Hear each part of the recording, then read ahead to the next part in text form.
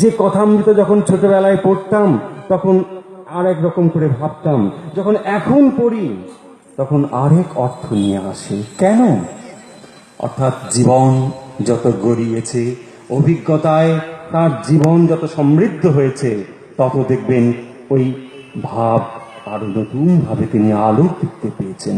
ঠিক একই কথা, একই ভাব হয়তো বারে বারে আসছে, কিন্তু তবুও দেখবেন যেন নতুন আলোক আপনার কাছে এসে উপস্থিত হয়।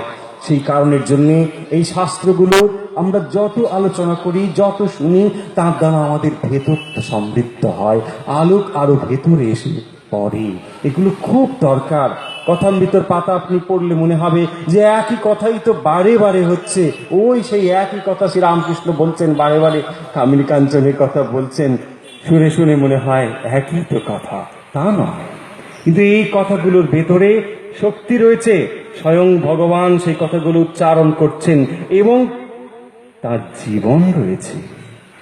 জীবন দিয়ে যে কথাগুলো উচ্চারিত হয়, যে শব্দগুলো উচ্চারিত হয়, সে এক বিশেষ মাত্রা নিয়ে আসে। স্বামী বিবেকানন্দ আমেরিকাতে গিয়ে বললেন, my sisters and brothers of America. কই সাধারণভাবে আমরা বললে কি হয়? কোনো অর্থ হয় না, কারো মনে কোনো ভাব তৈরি হয় না। স্বামীজি বলেছিলেন, এই হচ্ছে সেই জিনিস। তার ভেতরে জীবন রয়েছে, শক্তি রয়েছে শব্দের ভেতরে। যখন তিনি বলছেন মানুষের প্রাণে, স্বামী বিবেকানন্দ বলছেন আমি কেবলমাত্র বক্তৃতা করি না, তার ভেতরে তিনি ভাব সঞ্চার করেন। এই কথাগুলো আমাদের বারে বারে শুনতে হয়।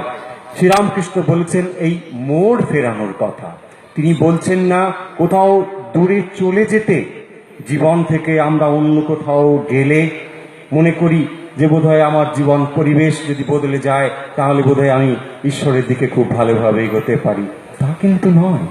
আমার যে সংস্কার রয়েছে, সেই সংস্কারের দ্বারা আমি বদ্ধ হয়ে রয়েছি। আমি চাইলেই তাকে উপরে ফেলে দিতে পারি না। কি করতে হয়? বিপরীত সংস্কার তৈরি করতে হয়, শুভ সংস্কার তৈরি করতে হয়।